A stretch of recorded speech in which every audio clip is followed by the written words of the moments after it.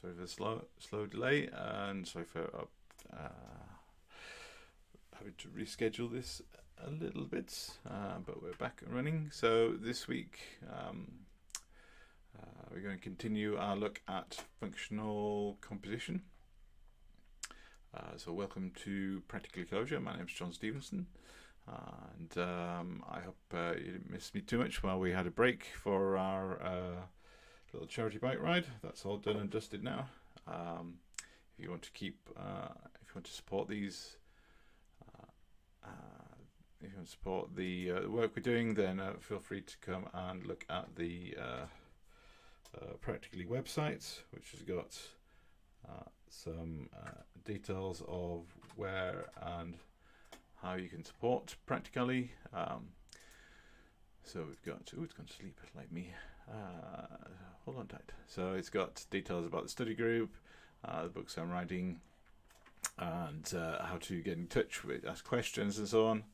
And also, yeah, some of the ways you can sponsor us. And the bike ride I've just finished, we've got a pretty good target, raised a fairly decent amount of money so far. Thank you very much for everybody who's already sponsored me. I'm very close to my target, so a little bit extra helps, and it's all made to keep me going, keep me motivated. So as I said, this week we're going to do some functional, more like a functional composition, specifically using higher order functions as well. So last time we looked at functional composition, and we had this challenge 58 where we weren't allowed to use comp, the comp function, and so that allowed us to kind of implement our own comp function and write a little function that returns a function, in other words a higher order function, and yeah, and compose functions together. So this week we're going to do something a little bit similar. So using juxtaposition. So we're not allowed to use the juxt function, which would solve this. But this is a higher order function, so we're going to have to write a function that returns a function, and basically work with multiple functions, but also multiple values as well.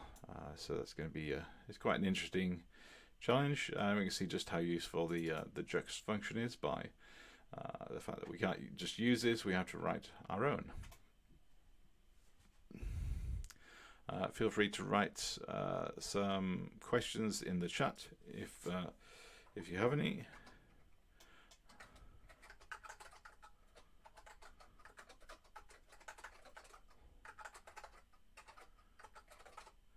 And if I see any questions, I'll try and do my best to solve them as well. So let's see. Oh, and all the examples that we're working on so far, they're in the 4Clojure repository. So if you go to Practicalli on GitHub, and then it's 4Clojure, FOUR-Clojure, and you can see I've just pushed up there juxtaposition. I just pushed that up a couple of hours ago. So if you want to follow along, you can download all the code as well and put it into your favorite editor. It does not matter which. So I think 59 is going to keep us busy for the whole of this episode. And then there's also things like the next one is sequence reductions, which is a bit fiddly. So yeah, so that's probably going to take a little while to look through as well. So we won't get to do that yet. So let's look at juxtaposition, and let's just change over to my let's change over to my editor. So I'm using Spacemacs, but you can use any Clojure-aware editor you wish. I've just copied the details of the 4Clojure example in here as well. So this is medium. Yeah, it's not easy. It's not the first kind of level of challenge you would get going. So if you've not watched any Clojure videos before, you might find this a little bit challenging.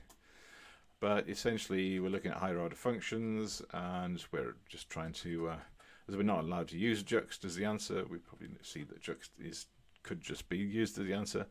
So how do we write something that implements the same idea as juxt?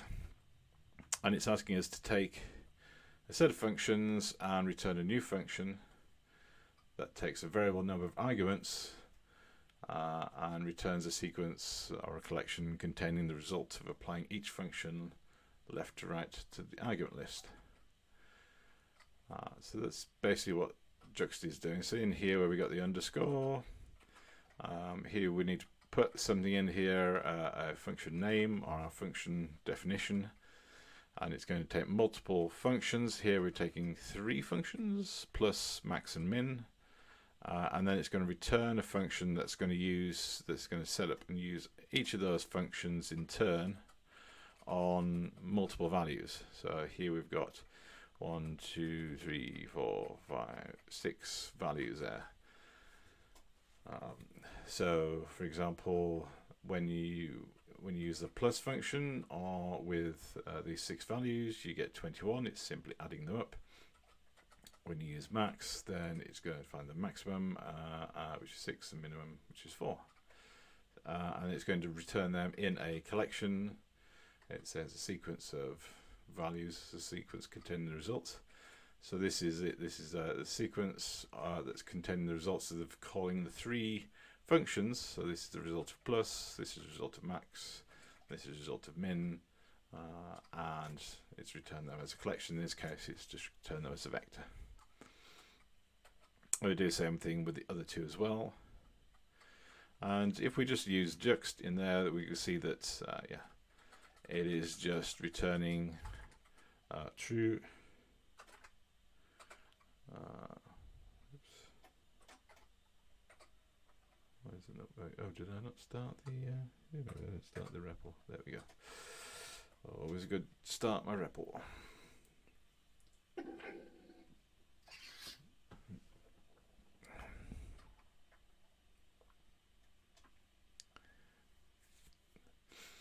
Ooh, REPL is a bit slow today. Oh, come on.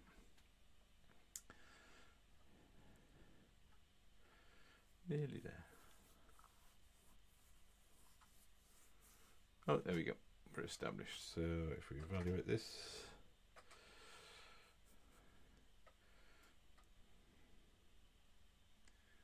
yeah, so it's true. So just putting juxt in here. So juxt, it's going to take this function definition, which is basically just going to take the argument and just uppercase it. The argument being hello, so it's going to update. It's going to return an updated uppercased version of hello, and count is going to count the number of characters in that string. So it returns 5. And juxt A, B, and C. So it's using here. It's using these keywords as functions. And when you use a keyword with a map, then if it's a keyword, then you can use the keyword as a key to look up its value. You don't need to use the get function. So this is a nice little shortcut for looking up the value that A, C, and B point to. So A points to 2, A is paired with 2, C is paired with 6, and B is paired with 4. So that's what it's returning there. So if we could use juxt, we would be done, but then we wouldn't learn how juxt works underneath.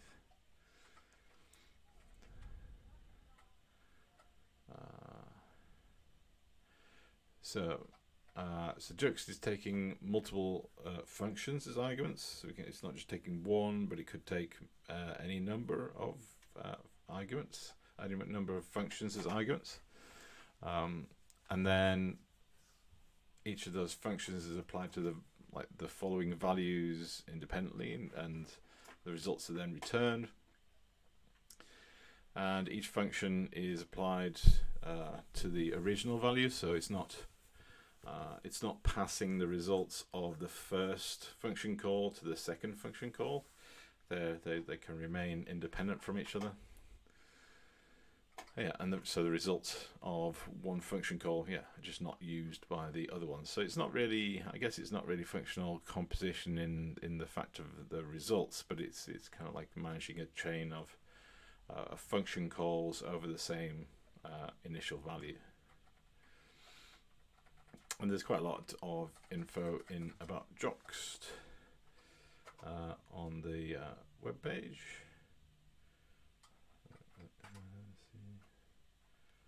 So we go to Clojure juxt. Then there's some examples there as well. So if we go to that, so it's not obviously it's not the juxt-Clojure consultants we're talking about, which is a company who specialize in Clojure, but juxt the function that we want. So here on Clojure docs, yeah, it's saying that we want to takes a set of functions, returns a function. That's the juxtaposition of those functions. It's not very helpful, but this second one is so return functions of variable. The return function takes a variable number of arguments and returns a vector containing the results of applying each function to the args left and right. So if we've got 3 functions, a, b, and c, that we want to apply to x, it's essentially going to do this. It's going to do x a, b, bx, ax, bx, and cx. And calculate each of those 3 function calls over the same value, and so replace those with the actual value of calling each of those. So when we do juxt AB, we're getting the values that A and B point to from that map. And here we're doing juxt first count. So first is C, that's the first character of the string, and count is the total number of characters in that string, so that's what it's returning there. And actually, you can also go and look at the source code as well, but I actually copied that into my editor as well, so that's part of this as well. So it's saying the juxtaposition dictionary definition says the fact of 2 things being seen or placed close together with a contrasting effect. It kind of really doesn't, yeah, it's kind of interesting, but it doesn't really go into like details of what juxt is doing. But there's like some examples here. So it's the juxt first count. We can see what it's doing. So we get an idea that we can actually use this to process the same data in different ways. So here we're separating out data by using filter and remove. So when we pass positive in here, then it's going to remove. Well, filter is going to remove everything that's not positive initially. So we're going to get 2 and 10 as the first result, and then remove is going to remove everything that matches that is not positive. So it's going to remove everything that is positive. So we just be left with the remaining negative numbers as well. So that's one way to separate out positive and negative numbers quite easily. And there's some links there as well to go into more examples of juxt if you wish. So let's actually have a look at. So we can't use juxt as a function. We could, if we were being cheeky, we could just go into the source code, which is where this link is here, and we could just copy and paste the function in here. So we just basically take wrap this in a function, and boom. So we just basically put that as a function inside 4Clojure, and it would probably work. I think. Pretty sure it worked, but that doesn't really teach us anything. So let's have a look and see what's actually going on. So we've got this def and juxt. We got a bit of metadata here as to when it was added, and it's a polymorphic function, which means it will respond differently based on how many arguments that you give it. So here, this section, it defines what would happen if you called juxt with just a single function as an argument. So if we just did juxt plus or something, then it's just basically going to return a function. Oops. It's going to return this function here, and this function is going to, again, this is also the function we're returning is a polymorphic function, and it's going to respond differently depending on how many arguments you give that. And if we just had one value, then it would just basically call the function that we initially gave it with the value that we've just picked up from calling that function.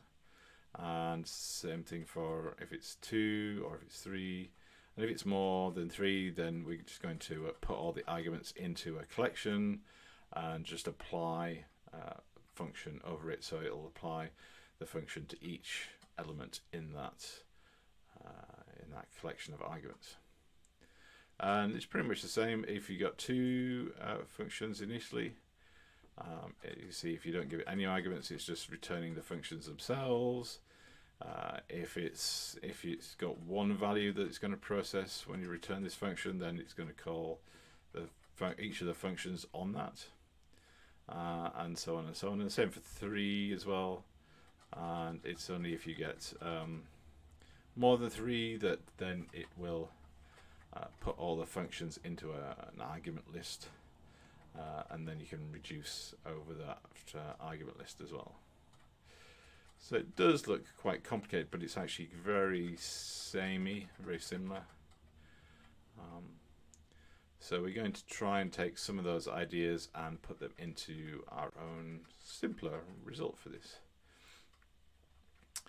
So it seems likely that we would need to use higher order functions. We need to write a function that, instead of just returning a simple value, is actually returning another function definition, another function that we can call. So that's what we want to do. So just as a reminder, we've covered this before in several episodes, and especially last time with comp.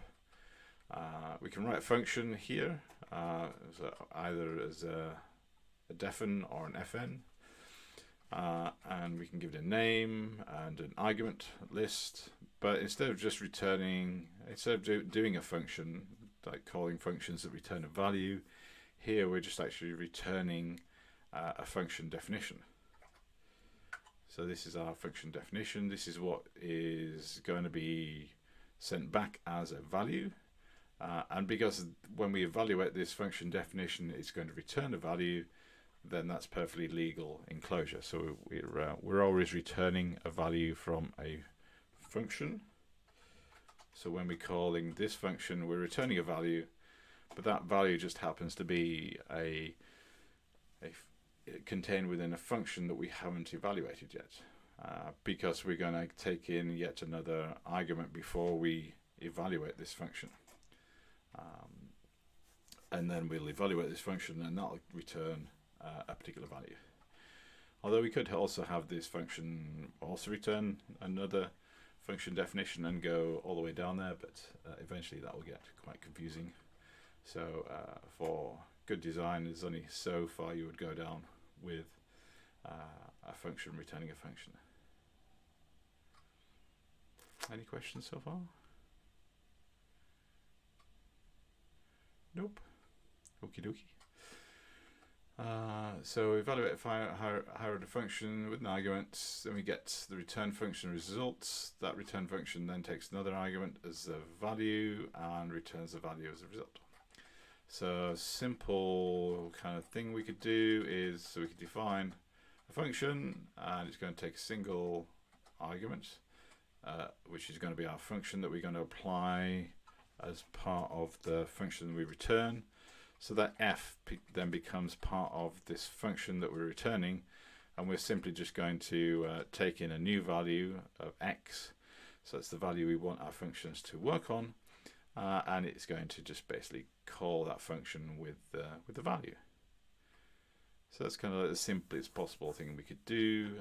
Obviously we need to do this for multiple functions because we're going to take in multiple functions. So we could just do like we did with well, like juxt itself. The implementation of juxt itself has done, it's basically created a polymorphic function, a function with that you can either call with a single function or with two functions in this case. So we haven't done we haven't done any number. We've just done specifically either one function or two functions as an argument, and then we'll either return just a simple function call. This function that just basically calls our original function with our new value, and if there's two functions, then we can create this let, and it's basically going to create f of x. So it's going to call our first function with our new value, and it's going to call g, our second function, with our new value that we've got as well. So x, we're not changing x is immutable, so we're using this two different functions on the same value and getting two different results because f and g are two different values. So this could be, if this was min and this was max that we called this function with, then obviously they return different results, and then we're just putting results in here.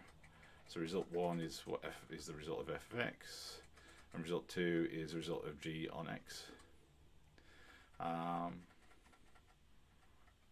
So this gives us juxt for multiple functions and a single value. Like for either one function or two functions. But we can simplify it. We don't really need to have a let in here because it's just adding intermediate names that we haven't really come up with really good names for. So it's an indication that we probably don't need those names explicitly, and it should be fairly easy, I hope, to understand that this is what we're doing. We're turning a function, and the result of calling this function with a value which is x is going to be is going to create a vector that's going to have two values, a value of what the result of calling f on the new value and the result of calling g on the new value. Those are two values that it's going to return inside this vector. So it saves a bit of code, and it saves us basically creating intermediary names as well, so it's a little bit more efficient. Then, so that's the basics of what we're doing. We kind of work with some of the examples. So we should work with, so if we look with test 2, so if we actually call this is our function definition. And if we call this with, so we're calling this using this set of brackets here. So we're wrapping that function definition in a list, and we're giving it two arguments. One is the function call that will do to uppercase, and the other function is count. And then we're then wrapping that in another list to call the result of that. So we're now calling the function that we're returning when we call this, and we're going to pass that the argument of hello. So you can see it's already there, but I'll just evaluate it just to show it's still working. Is it still working? Oops. Yes. So it's passing. So it's returning a function that first of all calls to uppercase and puts in hello in here, and then it calls count with hello, and it gives us the answer there. So that kind of solves that one. It also solves the test 3 of this 4Clojure 58 challenge we're doing. So it is actually returning those values. Oops, a bit too many. And the problem is these two work because the values that we're working on are a single value. So this is working. So the return function that we get is only working on a single value here, just a single map. And in test 2, we're just working on a single value here, which is just a string. But in the test 1 for this challenge, we're actually working with, if we go back to the web page a second, if we look at test 1 again, there we can see that it's got multiple values. So we need to be able to pull in that, because if we, at the moment, we'll just pull in 2, or actually it would cause an error because we're giving it too many arguments. The function that we're returning is not expecting to get all those arguments in here, so it would cause an issue if we just basically ran the solution as we have. So we need to address that. So yeah, we need to refactor the work above to be able to work with multiple values. So we've seen in the past, I believe, that we've got, when we're defining a function, either with defn or fn, we can use this special ampersand, saying that everything else is, every other argument that hasn't been taken care of will go into a collection, and the name of that collection is in this case is args. We can call it anything else we wanted to. So anything, so the thing that's after the ampersand is the name of the collection of all the args.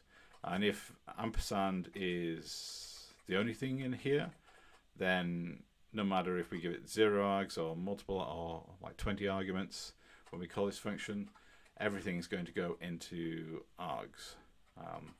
We could put in like A, B, and C, and it would get the first 3. We would need to basically call this with 3 arguments, and then if we called it with more than 3 arguments, then everything else would go into args. But in this case, where we just want everything to go into args, no matter how many arguments we call this function with.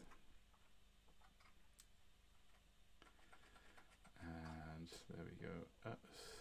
Yeah. And then we need to be able to actually process, because we're putting things into collections rather than working with individual values.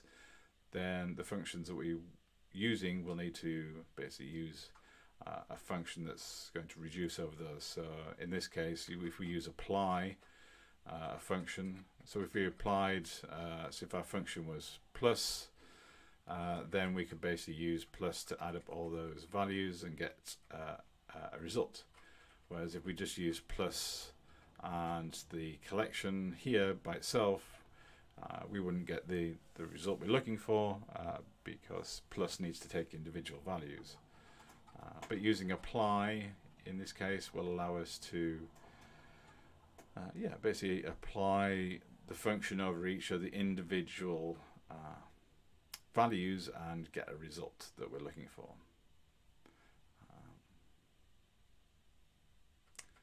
So how do we refactor the above with that knowledge? Let's see. Boom. So here we've got juxt with multiple functions. Well, we've got here we're calling juxt with a single function, or 2 functions, or 3 functions. And we're simply, instead of just calling a function on the value, we're going to apply the function to the value, because the value is going to be a collection. And so we're pulling in the function that we're returning. When we define our argument list, we're saying basically that we want to get everything and put it into a collection that we refer to as XS. And that's a common kind of Clojure naming thing for a sequence of values. And so we're going to apply the function to each of those values in the sequence and get the result. And exactly the same thing for if we call 2 functions, where we're just doing, we're basically calling the same thing twice. And 3 functions, we're calling the same thing twice, except just using the different functions each time. So we're passing in f, g, and h as functions, and we're going to apply f, g, and h as functions to the same data that the same values that we're going to get when we return this function.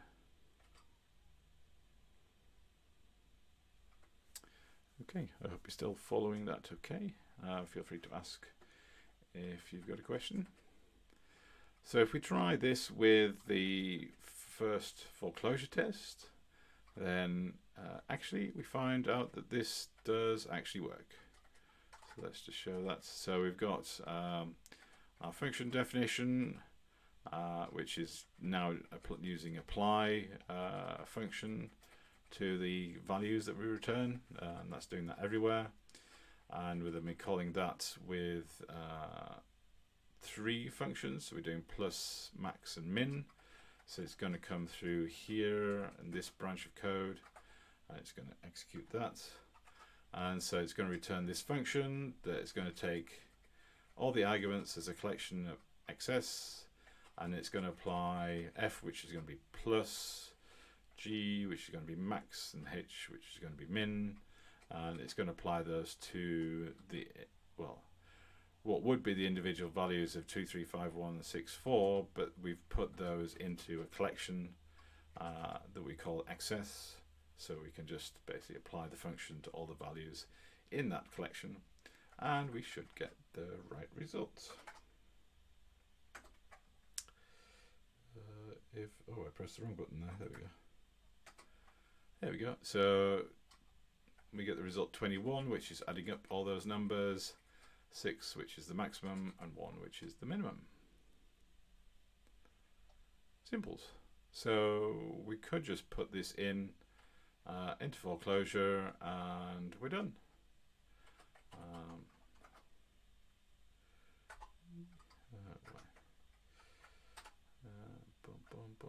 So let's just replace this.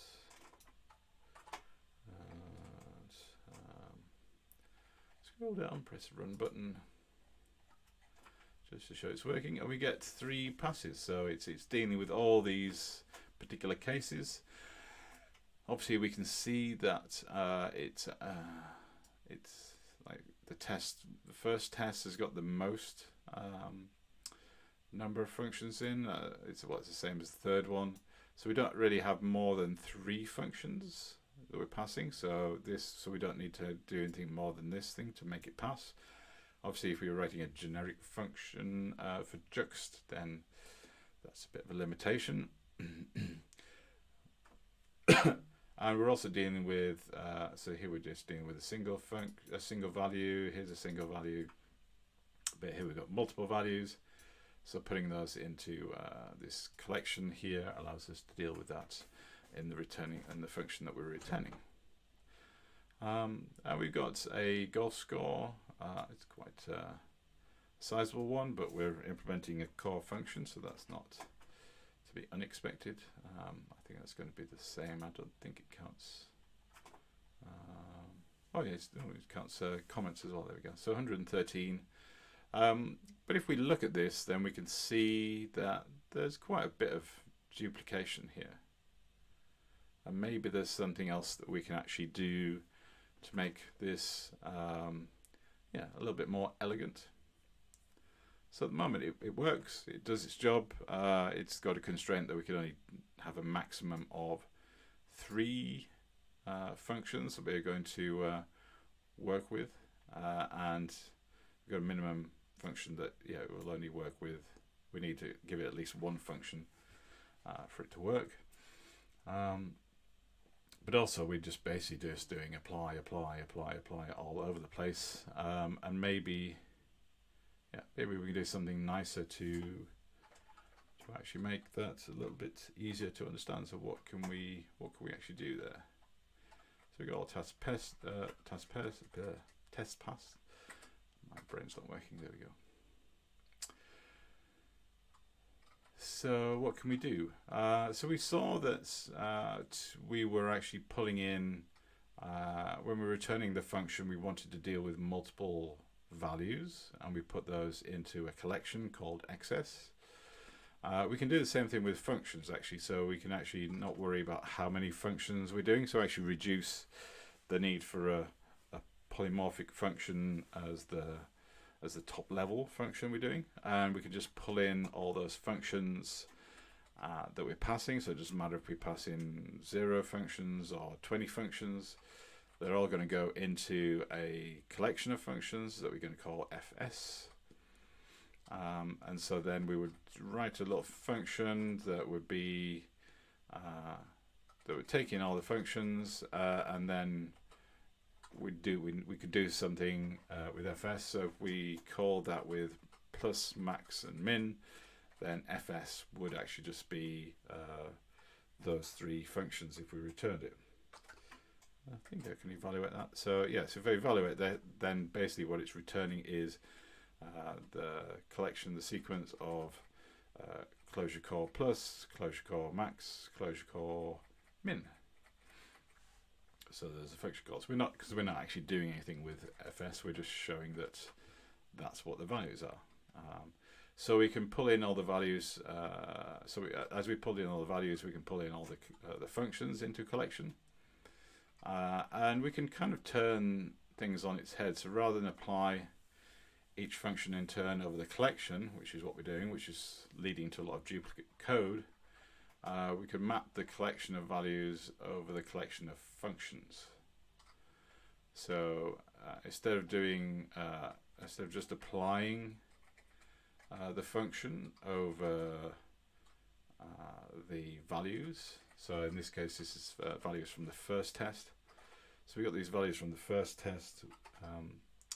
We could apply the function there, but if we use the fact that we've got a collection, we can use the map function to say, okay, we want to map each of those arguments we've got. So this is the kind of arguments that we would have if we called our function with three functions. We would have a collection of functions there, and we could then map this function we've written here, and it's going to take a function. So this would take plus, and then we would apply plus to the value that we got, and then apply max, and then apply min, and map would return each of those individual results as a collection as well. And we can write that using the syntactic short form as well. So we can just apply the first the argument from the collection, which that would be plus, max, and min there. We apply that in turn and get the result by mapping this function over the values. Obviously I've hard coded the values in this example just to make it simpler.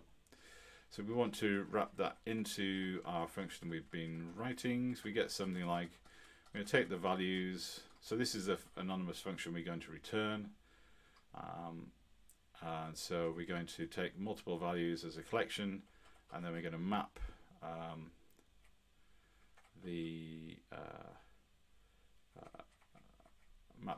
this little function definition, which basically applies each function in turn over the values, and map keeps the individual results. And so if we look at that, so this is the overall function we've got. This is the function returning our function that can pull in multiple functions into a collection, pulls multiple values into a collection, and then we can simply map this apply over each of those functions, and then each time it's pulling the value in that we're wanting to apply the function on as well. So this saves us writing apply function to value for every single function that we pass. Doesn't matter how many functions we've got, this code will basically just apply this little function that will apply the function to the value each time. So this gives us a nice little generic answer to all the tests, I believe. So if we've got this with a little bit more explanation, here we go. So here we've got our juxt with multiple functions.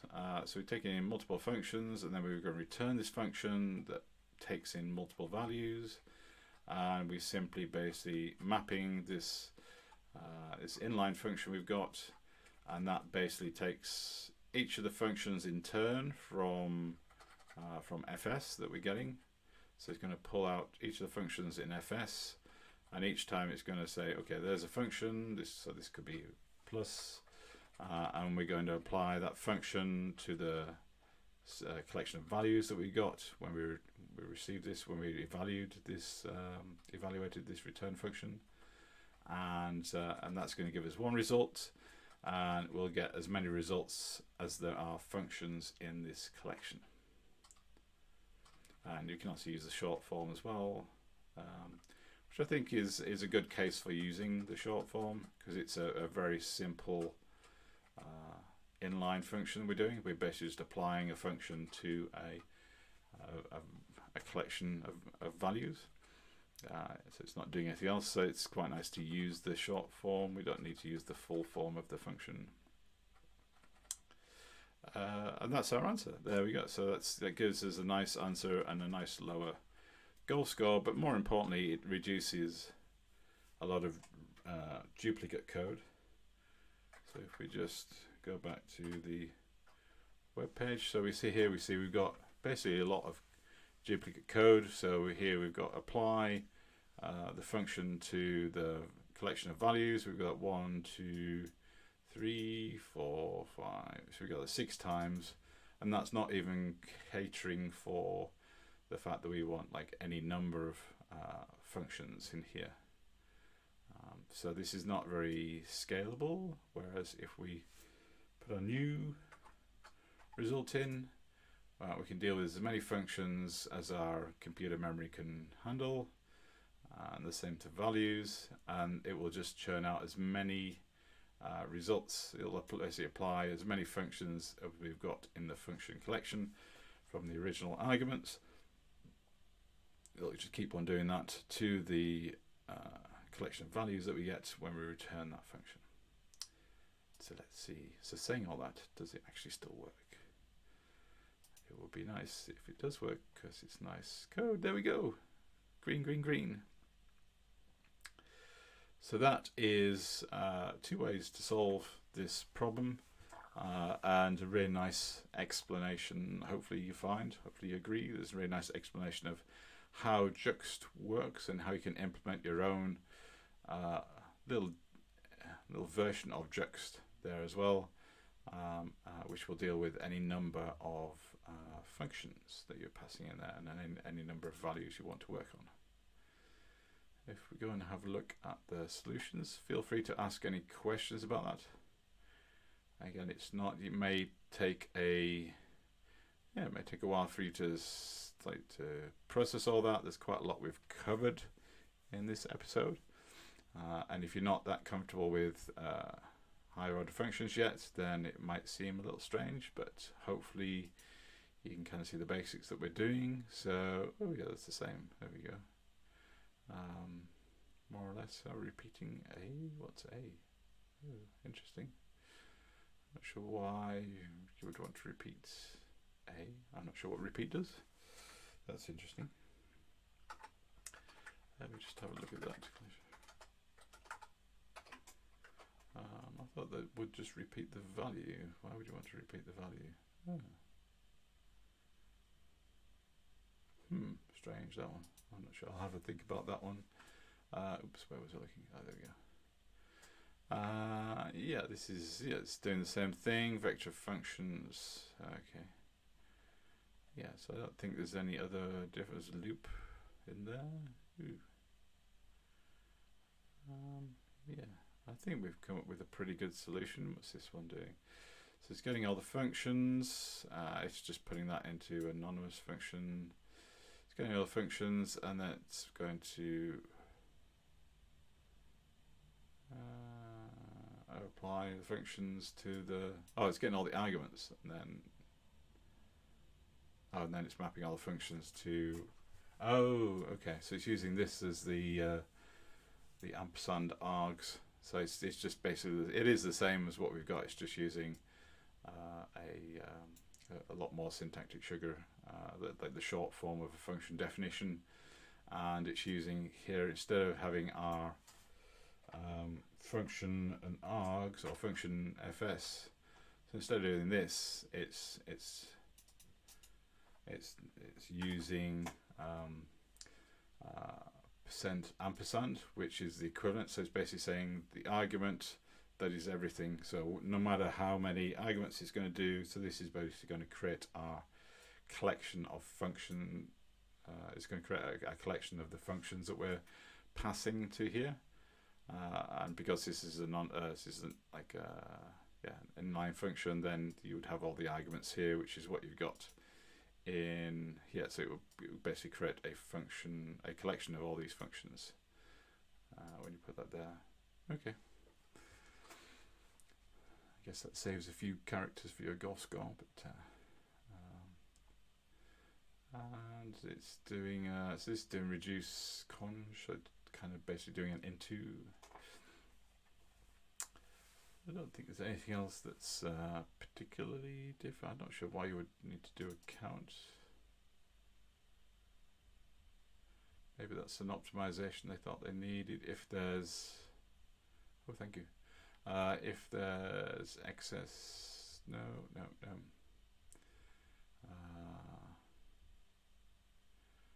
Okay, right. So,